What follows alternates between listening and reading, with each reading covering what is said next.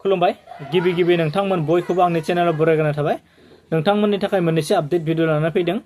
आसा खालामो नोंथांमोना दिनैनि भिडिअखौ जागायनायनिफ्राय जोबजासिम नायलांगोन। सोरखारा मोनद' हारिनो एसटि मोनथाय होनायनि बिथिङाव बारग' सीएम प्रमद बर' बिथाङा फोरमायदों। आसामाव शिडिउलिं इस्युआ गोलाव समनिफ्रायनो सोलिबोबाय थादों। आसामाव थानाय भारतनि थागिबिफोरा संबिधाननि मोनथायखौ गासैबो नागिरो।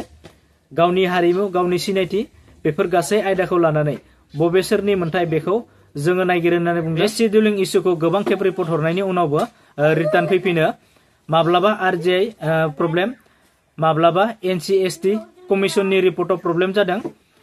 बे सलुसनखौ भारत सरकार आरो आसाम सरकारा सोमावसारगिरिफोरजों जिरायनानै सल्भ खालामनांगौ होननानै बुंदों। आसामनि गिबि मन्थ्रि मानगोनां डक्टर हिमन्त बिश्व शर्मा बिथाङा मोनद' हारिनो एसटि होनायनि सायाव बाथ्रा बुंदों।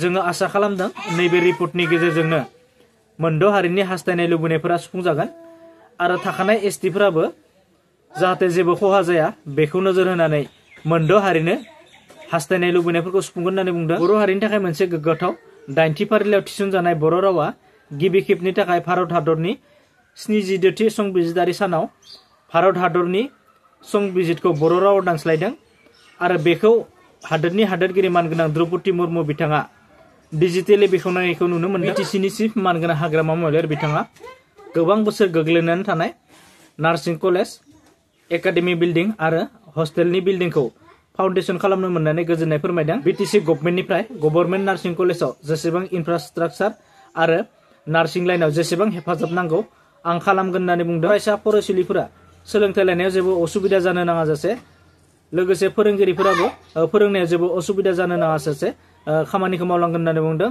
मानगोनां हाग्रामा महिलारि बिथाङा। बिटिसिआव बिपिएफ दोलोआ हारसिङैनो बिसायख'थि गेलेनानै बिजेपिजों लोगोसे सरकार दाबाय। बिजेपिनि सानै इएम लोगोसे सासे डिपुटि स्पिकारखौ सानथाम आरो सानब्रैनि उनावनो होनाय जागोन होननानै बुंदों।